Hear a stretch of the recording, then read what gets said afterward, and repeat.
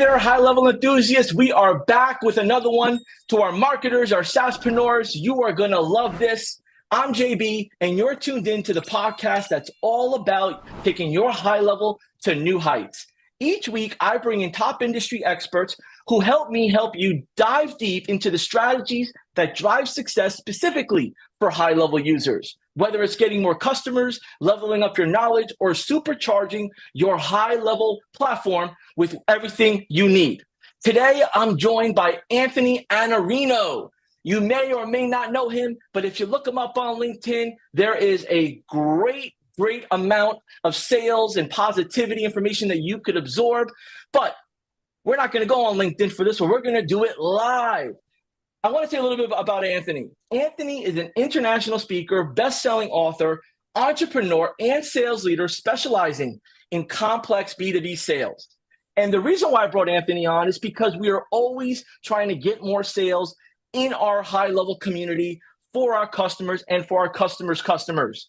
So that being said, a little bit more about Anthony, Harvard Business School graduate, the creator of the Level 4 Value Creation and Building Consensus Methodologies. He's also a best-selling author of several influential sales books. You may have read a few of them. The Only Sales Guide You Ever Need, The Lost Art of Closing, Eat Their Lunch, Elite Sales Strategies, Leading Growth, and the latest one that we're going to be talking about today is the Negativity Fast. So buckle in. If you're tuning in live, let me know you're tuning in live right now. Comment below. Let's give Anthony a warm welcome because we're going to be talking about today this main episode that is called Proven Techniques to Increase Your Positivity, to Reduce Your Fear, and to Boost Success. And our episode is built in with 3 important bullet points that Anthony's going to go over. Identifying negativity in your agency, cultivating a positive mindset, and positivity and productivity that drives sales. Anthony, welcome to the show, man. It is great to have you. A little fist pound there, man. Absolutely. Awesome. Please let the audience know, if they don't know you or now they know you, a little bit about you, your story, and why sales. Okay, I'll give you a little bit of a story. I grew up in an apartment complex, single mom, raising 4 kids, never had a bedroom of my own. We did the best that we could for as long as we could. And I decided that the best thing for me to do was to play rock and roll. So at 15, I started a rock and roll band. I played all over Ohio. I went out to Los Angeles by myself because I wanted to play music. While I was there, I had to get a job, and I worked in my family's staffing business. And it was really easy for me to get a job. I just walked into a couple staffing places. One said, "You'll have to come back later." I said, "Well, I probably won't. I'll already have a job." And I went to the next guy and he said, "The vice president's going to have to interview you before you can start." And I said, "I'll already have a job." And he goes, "No, I'm going to let you just go right through without that." While I was there, one day I walked up to my Brentwood apartment, and the interesting thing about this experience that I had is that when you have a grand mal seizure, you're the only one that doesn't know you had a seizure. But the people that saw me have the seizure were kind enough to get an ambulance to come and get me. I felt like I was being taken against my will. And I kept telling these people, I know the laws in California. You have to let me out of here if I ask to go out. And I kept saying it over and over again. And then one of the guys, the paramedic, said, "You have no idea what you're talking about, but it is true. If you want to get out of here, you can just get out, but we don't want you to do that." Well, they cornered me in my apartment, and there was a big guy and a little guy. The big guy said, "Is it okay to use a bad word here?" Yeah, okay. He said, "Okay, listen, asshole, you had a seizure and we need to get you to the hospital." And at the same time, my neighbor walked in and he said, "If you don't want to go with them, I'll drive you to UCLA." So I got in a 1980 Chevy Chevette, and my neighbor took me to UCLA. They gave me an MRI and a CAT scan. and they told me that I had cancer on the right lobe of my brain. And me being who I am, we're going to have an argument about that. I said, well, how do we know it's cancer? And he said, there's only one other thing it could be. It could be an arterial venous malformation. So arteries and veins that grew into a big knot and it pushed on my brain. So I had to have two surgeries. One, they glued everything shut. So all those veins and arteries got glued together. And then the next day, I had an 11-hour surgery where they removed part of my right lobe. And after that, I was angry. I was not positive. I was positive my whole life, but after having my skull opened up, I was just really angry. Like angry enough, JB, that one time I was trying to get into a parking lot. The guy got in front of me, and I got out of the car, and I was going to be violent. Fortunately, nothing happened. But I changed after this, and I was very, very unhappy for a long time. It took me a while to get to this point where I realized this is not a good way to live. It's just not a good way to live this life. So I worked really, really hard for a long time to try to figure out how to get rid of this negativity. And I would tell you, I went to college right after that. I got summa cum laude, graduated. I got the full ride for law school, and then I went to Harvard Business School all in a row. And at that time, I was still very angry. But at some point in my life, I realized I want to get myself rid of all of this negativity and all this like fear that a lot of your negativity is just fear. I'm afraid this isn't going to go the way I want and these sort of things. So what I decided to do one day was I'm going to remove every negative force in my life, people, my own thinking, what I was reading, what I was watching on TV. I haven't watched news television since 1996. I've not just, I turned it off. It stayed off. All the politics went away. Everything just started to do this. So what I did is I promised myself I'll do 30 days where I will not have any negative, nothing negative in my life. Like if the person's negative, I'm not going to be around them. And I felt a little bit better after 30 days. I decided I should probably do another 30 days. And then the next 30 days, I felt even better because I was just not taking in anything negative. It's a really good thing to do is just try to get rid of that. I got to the third 30-day time and I realized something. I was getting rid of the negativity, but I wasn't putting in anything positive. And I realized that that's a mistake. So I started listening to Anthony Robbins, Stephen Covey, Brian Tracy, Les Brown, Zig Ziglar, anybody who was just positive. If it was positive, I'm taking it in. That's all I'm taking in is positivity, positivity, positivity, no negativity. And I started to feel a lot better. And from that period, I've still been on my negativity fast. I just have no interest in trying to, let me just say it this way.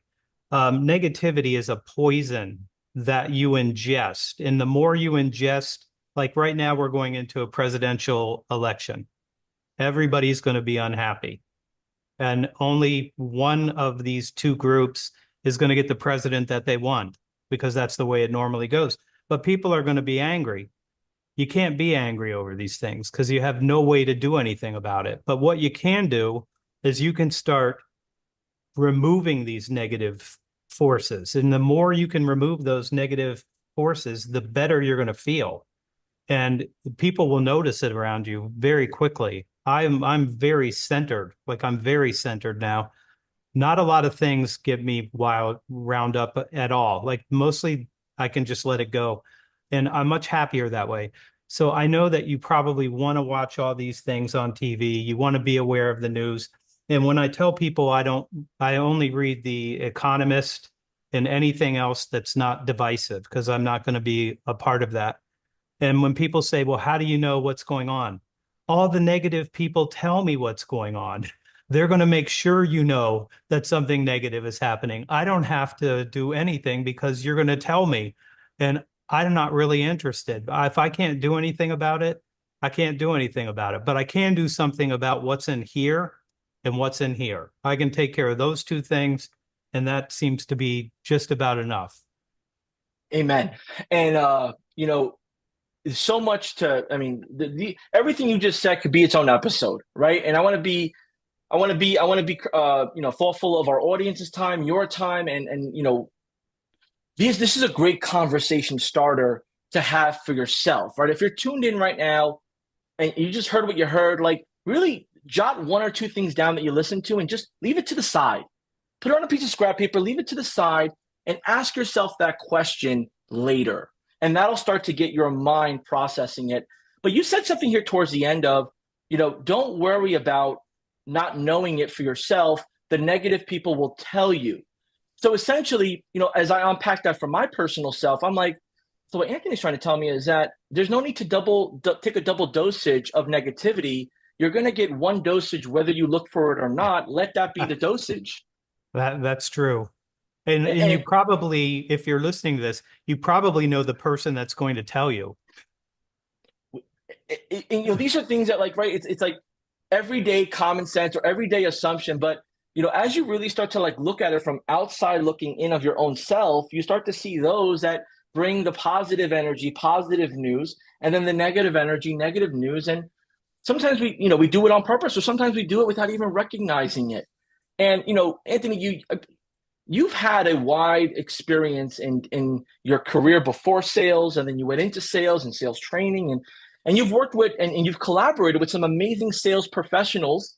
And you're primarily on LinkedIn. Your home, your social media preference of choice is LinkedIn, and Yeah. you're in a bunch of those conversations. And with what you've experienced, how does because our audience are marketers, agency owners, those that are getting into the new software as a service model. How does negativity and what you shared correlate with sales and running a marketing business? So I have a number of things to say about this. So one of the things that you have to think about as a person that's doing something that is, let's say, if it's selling, if it's marketing, you have to have the right headspace to do this kind of work. So that's the first thing that I would say.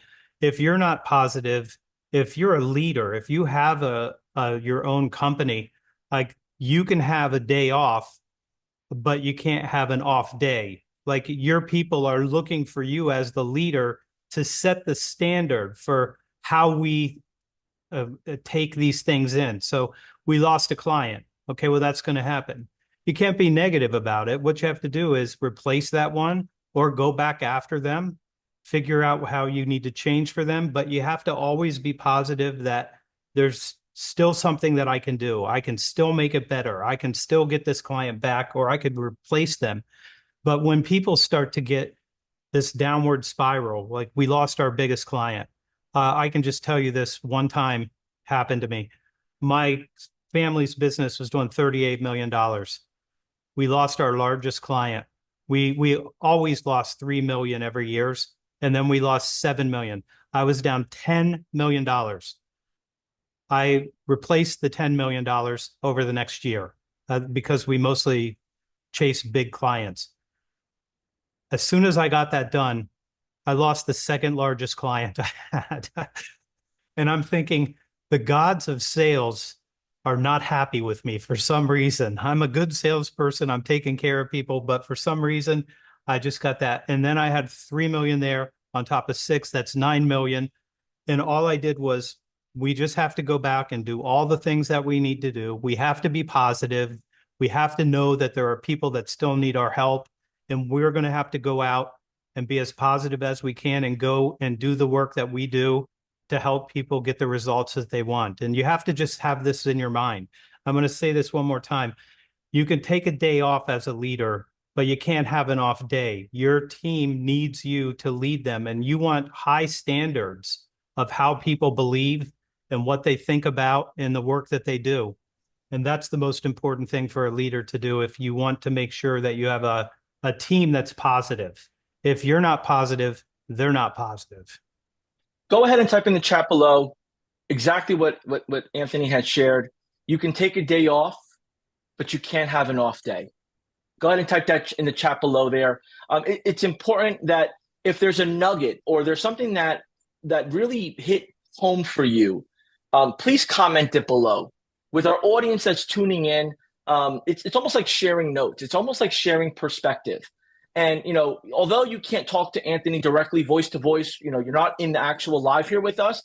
He's watching the comments. He's going to communicate with you some way, shape, or form. So please go ahead and throw your questions, throw your feedback and your nuggets there.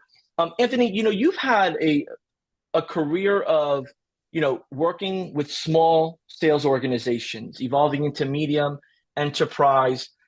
You've hosted private events and trainings, and you've also been part of and have your own stages that you've been on, whether it's as a keynote or as a supporting featured speaker. Out of all the salespeople that you've spoken to in your career, I'm sure a handful come up to you during, after, or thereafter the training or the event's done, and they ask you, or they you give them some advice. What could you share with us with your experience with sales professionals on how they stay positive? I mean, like, staying positive sounds great, but like, what are some action items? What are some things that our audience can grab from you that to consider incorporating in their personal life? I'm gonna give you a couple things, okay? Okay. So the first thing, what you say to yourself in your head is the first thing that you have to get control over. And I'll tell you my story. I'm in Chicago at O'Hare. There's no plane waiting for me, and I want to get home. And I start to talk to myself like, there's no plane. I'm going to be late. I'm not going to get the sleep that I need to be good tomorrow. And I start telling myself that because that's what comes up. Then I call my wife and I say, I'm going to be late. She doesn't care. It doesn't matter what time to her. But so I'm calling her that. And then I said, I just I just want to get home. And I just want to get home. And then she says, well, if you're going to be there for 2 hours, what would you do if you had 2 hours free to yourself? And I said, I would either write a book or I would read a book. And she said, go get a book. And I said, okay, I'll go get a book. And it was just that fast for me to feel better. So what you tell yourself, you have to go back against this. So you've got this little voice in there that tells you that to be negative. One of the things it says to me when I'm stuck in an airport is like, why don't you go get a big bag of peanut butter M&Ms? And I'm like, that's the worst thing I could possibly do. That can't happen. I'll be sick for days after doing something like that. So the second thing that I would tell you is I have a brother who's a comedian, and he travels driving like from Ohio to Florida and then to Hawaii, all kinds of places. He just goes. Right now, he's in Thailand doing comedy. But one day he told me about a story. A guy was trying to swerve in front of him while they were driving through Florida, where that's the worst drivers everywhere. So just so you know, if you're in Florida, I apologize, but this is true. Well, the guy was trying to get in front of him, and he looked over at the guy's face, and he thought, this guy is too far away from a rest stop. And I said, well, how did you know that? And he goes, because I could look on his face, because this happens to me all the time. I'm too far away from the rest stop. And he said, I just told the guy, I rolled down the window and I said, go, get in front of me. And I thought, he has no idea if the guy's got a small bladder. We don't know that. There's no way to know that. And he let the guy go. And now he just lets everybody go. Like, instead of worrying about it. And I thought, like, this is empathy. Like, even if the guy doesn't really need to get to a bathroom, he pretends like they do, and he just lets everybody go, and he's a lot happier. He's not angry anymore about the way people drive. You can do that same thing. So you're at the grocery store. there's a person there, they're taking too long, they have some sort of problem, and you're getting triggered by that. That's not about them. That's about how you're perceiving this. You could have empathy and say, this person is talking to this person because they are lonely. And what if you're wrong about that? So what? Let them go for a minute. Whatever happened has to happen would make you more positive than negative. So these are just very practical things. So in this book, everything's been cited. Everything here, you'll be able to find the science on it if you are looking for this. But I'll give you a couple other things that you need to know if you want to feel a lot better. And I'm going to scare you with this one because I want you to be afraid of this one. If you are a constant complainer, and I was world class, I would have probably 8 gold rings on me like a Olympic person as a complainer. I don't complain at all. And I'm going to tell you why. If you complain, your hippocampus, where your memory lives and your thinking lives, shrinks. It literally shrinks. So you can look for this paper from Stanford. You do not want to complain. And if you complain, the more you complain, the more you do damage for a whole part of your body. First, you'll be more negative. You'll have greater inflammation, better odds of having a heart incident. You will have less, your relationships won't be anywhere near as well. All of these things are bad if you're a complainer. So instead of complaining, you just have to figure out what are we going to do and then do something about it, because that's really all you can do. And I'll give you one more strategy that's really, really important. It's one of my favorites. So if you are the kind of person that has a gratitude journal and you get up in the morning and you do that, you should stop doing that because there's a better way to do this. The best way to do this is something called 3 blessings, and it's from Marty Seligman from he's the guy that created positive psychology. It was always negative psychology before Seligman. And what he did, he took 3 million people and he asked them to do this. Before you go to bed at night, you write down 3 things that went well for you today and why they went well for you. And so put that in your journal and keep doing that every night, over and over again. 3 things that went well for me today. At the end of a month or 2 months, you're going to look back at and think to yourself, my life is really good. Like good things happen to me every single day. Things go well for me. And you will have a change that we don't know how long it lasts. So when he did this, if people did this for 2 weeks, 6 months later, they didn't have their depression and they weren't negative anymore. So this is something that you can do very, very easily. And I like the idea of doing it in the morning because I'm a morning guy. But at night is where you've already had all the experiences of the day. So you have enough things that you could write down. If you do this, you will feel better. And I've already done this with a whole bunch of people through the negativity fast. And Anthony, you know me by now. I'm a happy-go-lucky, positive, rah-rah guy. I enjoy it. I enjoy bringing the smiles out of people. I enjoy having fun.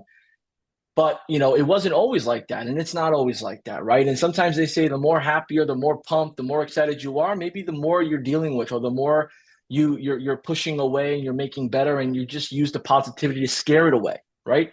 But learning and hearing what you're saying to me, it starts to make more sense. My self-talk before was a lot of what was around me, whether it was the music I was listening to, the crowd I was with, or the toughness or whatever the case that crowd was, the gossip crowd or whatever, as an example. And then, my self-talk was just kind of keeping consistently what I heard or see and like think about it, right? This self-talk happens without you realizing it. It's like you said, a little voice in your brain just starts talking to you from what the gut and heart wants it to do. And as I started to be in front of a lot of good people that had a different approach to life and a different style, I started to shift, like you had mentioned in yours. Yeah. And it makes a difference because your positive self-talk wants you to, like you said, organically help others. You have this empathy that comes out. You're holding the door for random people. You're letting people, everything that you said was like, the aha moment. And then, when it comes to complaining, like I was a complainer. I'd be the first to complain. I was petty. I am still a little petty. I complain a little bit, but not as much as I ever did before. And again, it's because the people changed. But my complaining now is a little bit more strategic. It's like, you know, taking a hypothesis and looking at the bad parts and how do we make it better, right? Like that constructive complaining, but it's controlled where some people just complain about everything, the color, this, that. It's a lot. And, I look back and I say, if I would have had a little bit of these principles more tighter, more in control, more aware of them, would I be somewhere else or somewhere faster than where I'm at now and where I want to be? With that, what if somebody starts to consume this and understand this and really delve into it? The feeling they maybe may receive is, man, I messed up. I ran out of time. No, Or no, is no, there a no. chance to like what could someone do? If you start to like the bells and the whistles go off, like, all right, adjustment, is this a fresh restart? Or like how do you pivot the cruise ship in the ocean, without hitting into anything? I think the way that you're thinking about this is that you have some sort of a time machine that you could go back and start over. I'd love to do that because I would want to be like 13 and I'd want somebody to come and say, you know what you should do? You should start a hedge fund. That's what I wish somebody would have told me, but I didn't know anything about money then because I didn't have any money. But you just have to start where you are. Like there, don't worry about the past. You can't do anything about the past except let it go. You just have to let it go and say, I made a lot of mistakes. And one of those things that you get from making those mistakes is experience and wisdom. That's how you learn these things. And now like if I could do it over, I wouldn't have been negative because I didn't know that it was this difficult for us and it was so harmful. But now you know. And so now you have new information, and new information means you can make new choices. And if you can make new choices, then you can change your life dramatically. I went from being very negative to being very positive, and I'm much happier for it. And everything around me is mostly positive. And I appreciate you sharing that, and you obviously, being super transparent about what you went through and sharing your story. I think, that's where people feel the disconnect, right? Like there's always a whole bunch of advice and a whole bunch of strategies and a whole bunch of you should, woulda, coulda, do it now, but there's no connection to why should I listen to you and do it because of your inspiration or your example. But you've really laid a lot of that down, your why and the reason why you do what you do and why you've pivoted.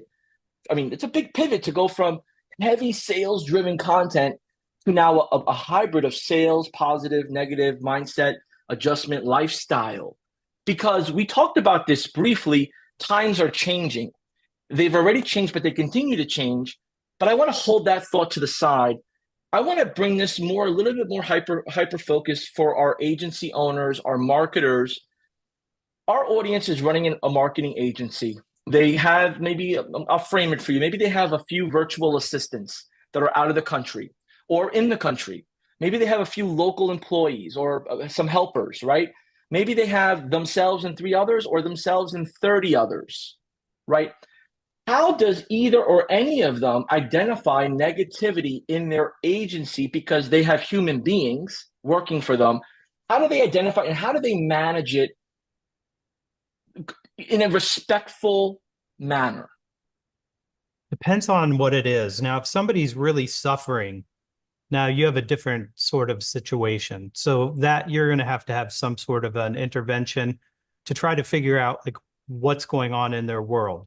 And that's also another way of, I like empathy, but it's not my favorite thing.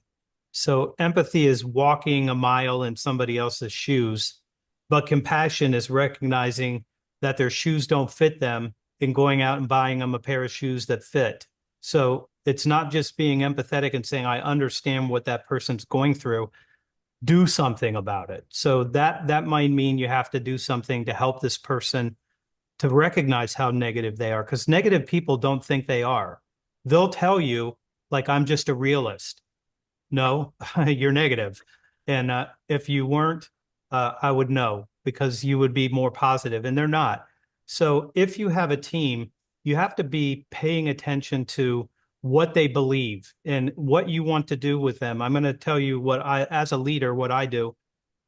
I have everybody doing what I want them to do as it comes to how we do things. So I came out of temporary staffing. That's what I did for many, many years. Every person that I sent to a client falls off within a week or 2 weeks.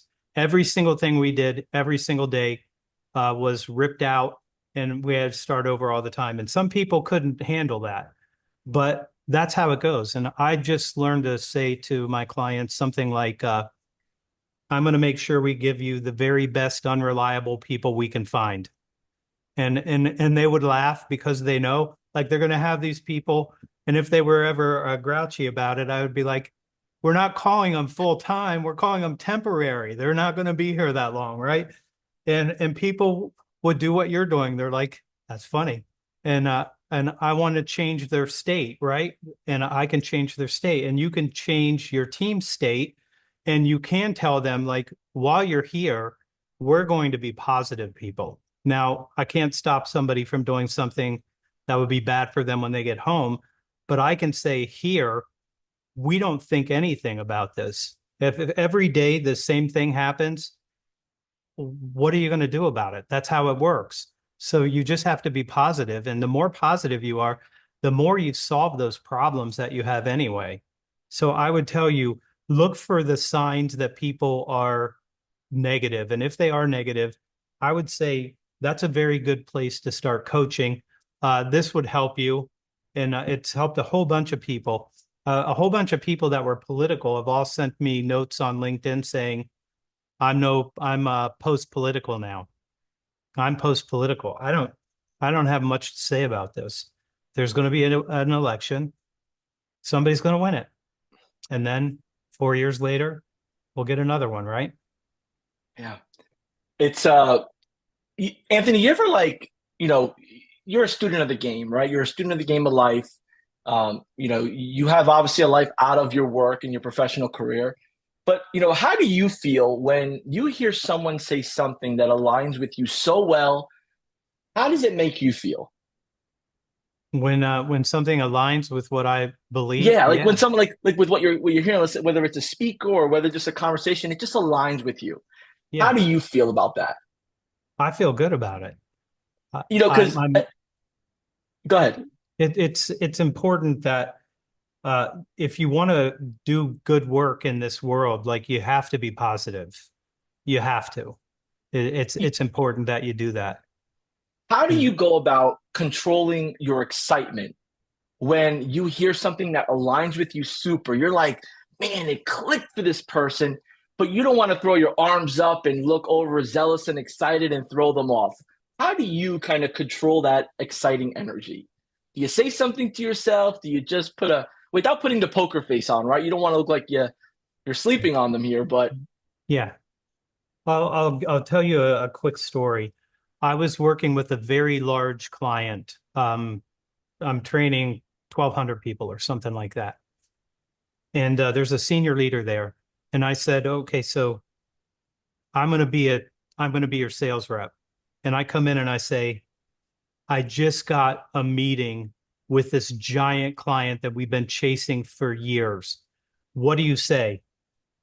And he said, thank you for doing your job. And I said, that's it? That's how you celebrate? This is a multi-million dollar opportunity. And you said, thank you for doing your job. And he said, well, what would you do? And now he's a big, tall guy. And I grabbed him and I said, this is amazing. Like, look at this. We're going to have this meeting. I said, how do you feel about this? And he's like, he's breathing. He's trying to breathe. And I'm like, try it again. And then he grabbed me and hugged me. And I'm like, you got to give these people your emotions, man. You've got to help them understand that when they do something that's this incredible, that it means something. And if it doesn't mean anything for you, then it's just another day at the office. You're not going to get the best results out of people.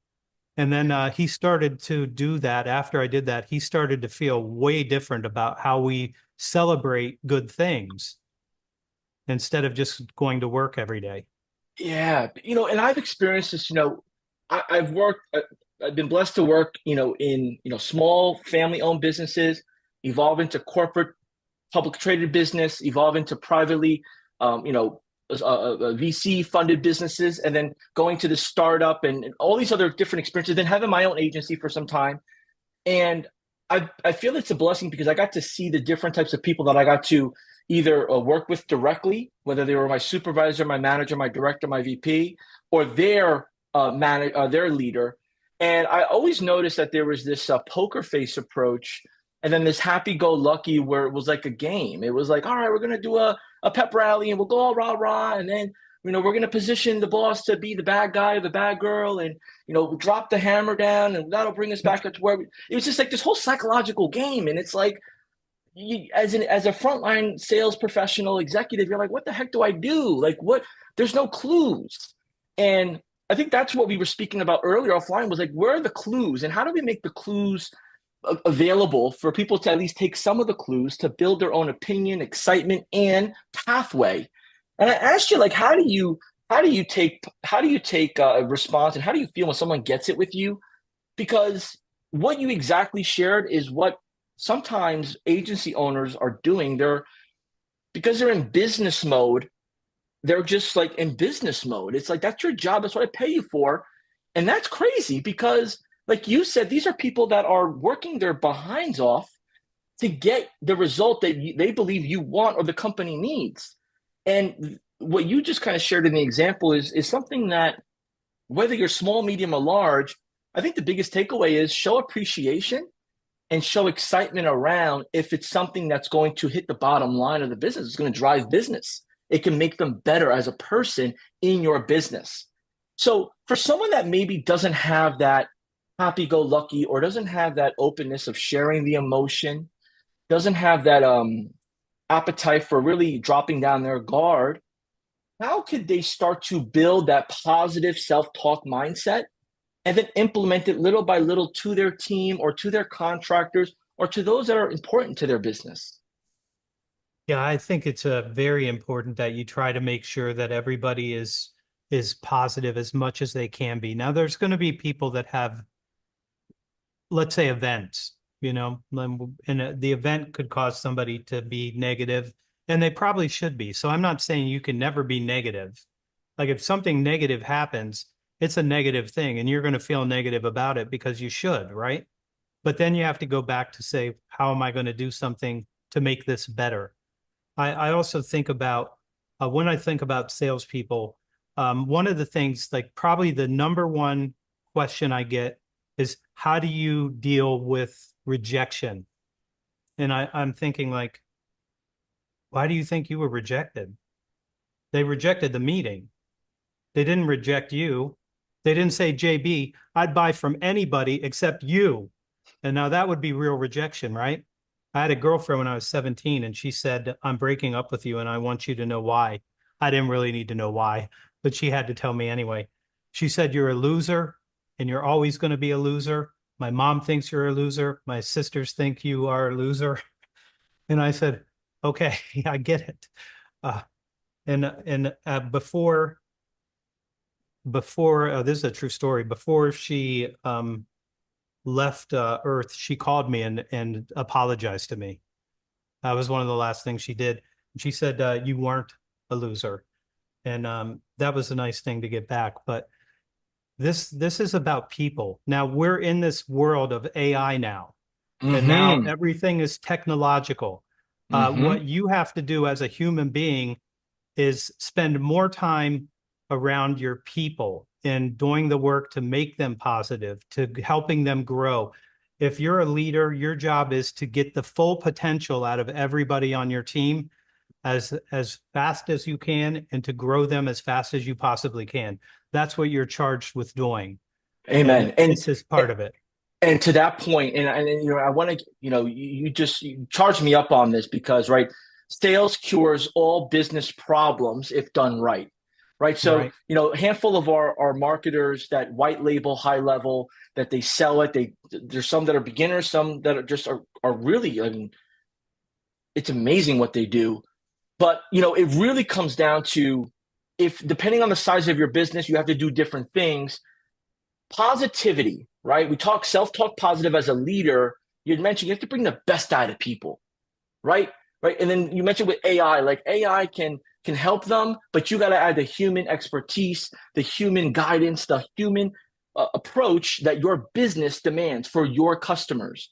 So with that being said, as we took all this information that you shared, and your book has, you mentioned to me that your book has, all citations in there, practical things you could do, additional context to get the brain flowing to make this more personal to you. This isn't a book about you or sales or things that you should do. It's a book about things that have been done and scientifically supported or medically supported to help you make it yours to help your life. Is that accurate? Absolutely. Yeah. And so that's the resource there, right? The resource is only good as implementation. So as our agency owners and our marketers are starting to put this together, what what could they expect, right? As broad, or as, we have a big audience here, but what could they expect if they start to implement positivity, self-talk, positive culture in their company? They're emphasizing their core values. They're emphasizing their team mission. They're emphasizing their collaboration with each other. They're emphasizing the importance of communicating with the clients and making the clients feel that way, like we make the employees feel. How does this all make a difference, and how do you start to like track and measure it, or at least pinpoint the success or the progress? If you are the leader, then you're responsible for figuring out how you're going to keep yourself centered and positive at the beginning of this. As you start to work with your team, I would tell you it's very important to understand what's going on in their lives. And I always want to start with like what's going on in their life, because sometimes they're negative because they have something that's really difficult for them and they're fearful. Most of this is fear. A lot of it is anyway.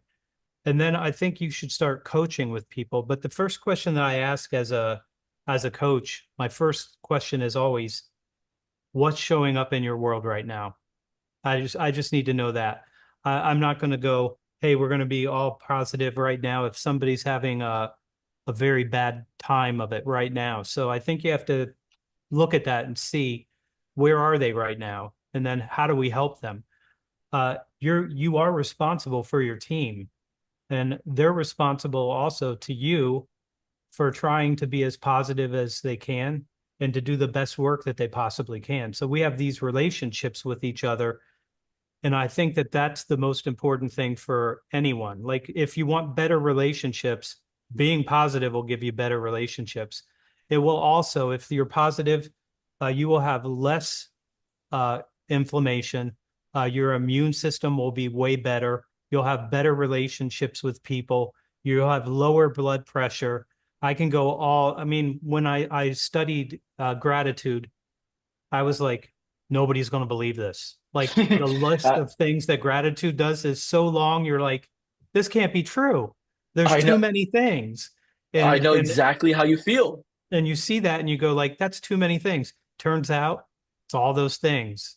Everything is better for you. Yeah, and so people, right, what you just shared right now, for someone that hasn't had the opportunity or the experience of being in a corporate environment where it's all really organized and structured with HR rules and regulations and SOPs, from supervisor to director to VP roles and all that. Let's talk a little bit about the one-to-one, right? The implementation of this, getting to know somebody. Could you give us in a Spark note, short format, on how someone could start the one-to-one conversation without being too direct or intrusive? Yeah. That's my first question, is like, what's showing up in your world? Now, if you tell me I'm having trouble with my spouse, We have a kid that's sick right now. We don't have the money, like, other things. Then we're going to have a different conversation. And if they're saying like, well, I'm really trying to grow here, then that's a different conversation. You have to go to the person where they are right now. If you want to be a good coach, you want to start where they are right now. Wherever they are, that's where we pick them up. It's like golf. The ball's there, that's where you play it. And Mhm. you don't get to determine uh, how somebody is negative or how they're positive. It just shows up that way in your world. And your job is to have the conversation to let them make some progress forward. That's what we try to do with coaching, is get them When you've moving in the right direction. And when you've coached, different levels and different companies and different organizations, what is like the sweet spot or maybe a best practice or some advice around how often you should be coaching or meeting one to one versus, because we're obviously not going to ask these questions in a public setting, right? If you're new to this No. whole concept of running your business, you definitely don't want to, unpeel the onion and people's personal lives in a room full of people, right? That's just making sure there's no confusion about that. The one to one, how often do we do this? And is there something that you've seen or you've coached a new manager on how they should kind of progress into it? There's a couple of variables that we have to talk about. So it depends Hmm. on how many people on a team. So Hmm. if you have 10, that's a lot of people. So you're probably going to have to do it bi-weekly or something like that, because you're not going to be able to do this 10 one-to-ones every single week. That's too much. And as you have some people who are just getting better and better as you go, you might have to do that maybe just once a month with them because they're already in good shape. So you have to take care of your time and their time at the same time. So we have to worry about what are we spending our time on. I think one-to-one coaching is very important. And I think if you did it every 2 weeks, that'd be probably enough for most people. And unless you have somebody who's got a real problem, and then you might have to do a little bit more. Yeah. So, if you as you're tuning in here, everybody, just make sure you're carving in if you have not yet, at least bi-weekly one to one. Um, whether, I'm not a fan. I'm not a fan of personally like recording it or taking like personal notes, but try to do your best to at least grab a few nuggets that you can take along with you to pick up where you last left off. It's always awkward when you're telling someone your life and they're taking notes and it's like, what are they going to do with this? Or the thing is recording, or there's like one of those AI transcribers. So make sure that someone feels comfortable. Make sure your person, your employee, or your staff, or your VA, whoever you're working with, feels comfortable and safe, because that's important as human beings. And then obviously, doing some more research and understanding the art of one to one and human connection and business development, personal development is all important too. And if you haven't yet, you gotta find Anthony Iannarino on LinkedIn. He puts a bunch of content out there about different topics. Feel free to connect with him. He's obviously super relatable, humble, and he doesn't go Hollywood on you. The guy's all about the profession and the people within it. So you can expect a response back if you do reach out to him. Anthony, as we're wrapping this up here, and I'm very grateful that you really just unpack this in a digestible way where it's not just statistics and cloud and I've done this or I've done that. It's more of just, look, in my years of experience, some storytelling and just really authentic and cool, calm, collective. Thank you for that. I want to really, I want to pick your brain on this for the remaining few minutes, because I think it's important that our agency owners, our marketers, or those that are getting ready to embark on entrepreneurship understand the outlook of what's happening in the next 5 years when it comes to mindset and sales, and either the connection or the gap. Yeah. Could you share a little bit of with your opinion, your experience, the decades that you've been able to witness evolve? Could you share a little bit about that?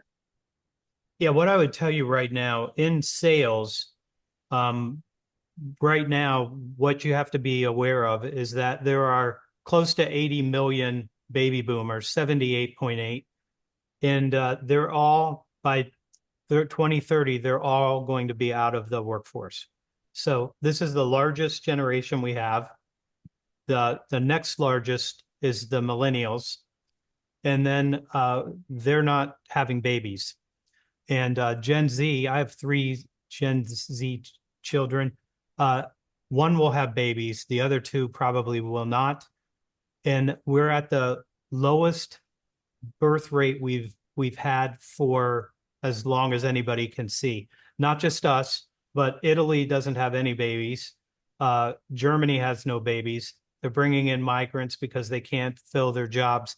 So what you should expect in the future is that there will be less demand because we're losing this giant group of people. My mom, my dad are baby boomers. So that will mean less demand. So what I'm going to tell you, as a sales organization, as somebody that's running an agency, what you have to see is that you have to get incredibly effective compared to your competitors, because there's too many of you already, and there have been for a long time. And when you see SaaS on their shirt, then you're looking exactly at having way too many people selling the same thing. And that's going to continue until it doesn't.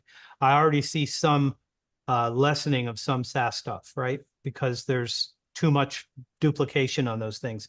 So I would tell you the most important thing is to build the best team you can. And while you're doing that is just helping everybody on your team grow and to be positive. And you want to be the most effective sales organization in your industry. That's what you should be focused on. The people who are really good at what they do will always dominate. So that's what you should be working on. And being positive is a wonderful way to start thinking about how you do this. I'd stay here all day with you, Anthony. We'd have a picnic. We'd have a blast. We could do this as like a marathon. But I'm very grateful for your time. And to our audience, thank you for just engaging with us, like just going all in, right? Putting yourself in a little bit of a vulnerable state, like dropping your guard, listening, right?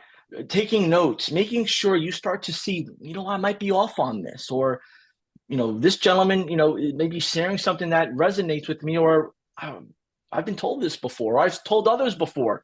So please share your nuggets below, whether it's on LinkedIn, YouTube, Facebook, Twitter, Instagram. Just share what your takeaway was below. In the description on our YouTube page, we're going to upload this. We're going to add the blog that we're going to have of Anthony on there. We're going to include a bunch of his information, his links, how to get in touch with him.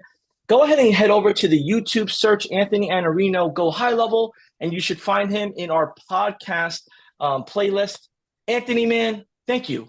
Thank you for just giving us your all, man. Just really, on the spot, on demand, taking the questions and just unpacking them in a layman, digestible, human way. I appreciate you.